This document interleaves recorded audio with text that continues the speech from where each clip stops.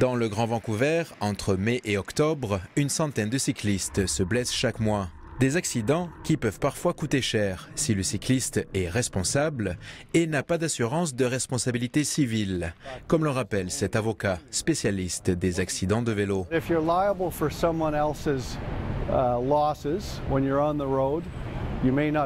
Vous pourriez être responsable de dommages subis par quelqu'un d'autre et ne pas être assuré pour ça, dit-il.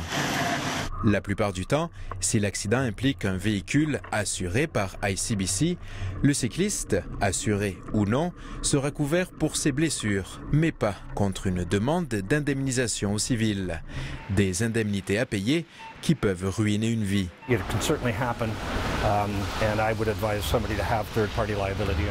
Cela peut arriver et je conseille à tout le monde d'avoir une assurance de responsabilité civile, dit-il.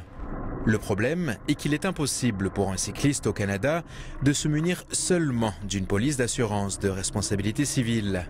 La plupart du temps, il faut se doter d'une assurance habitation pour en bénéficier. Encore faut-il que cela fasse partie du contrat.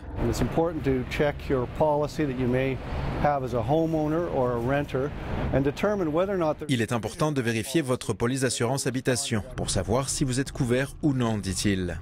Cycling BC vient de créer un service d'assurance pour ses abonnés, pour les compétitions amateurs au Canada et pour le cyclotourisme à l'étranger, où la responsabilité civile est incluse.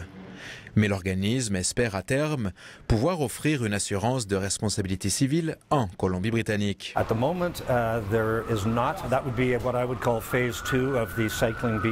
Ce qui n'existe pas pour le moment, mais qui constituerait la phase 2 du programme d'assurance mis sur pied, dit-il.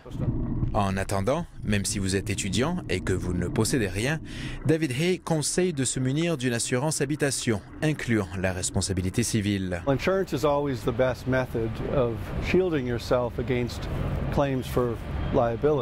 Être assuré est toujours le meilleur moyen d'être protégé, dit-il. Une protection qu'il considère aussi importante que porter son casque à vélo.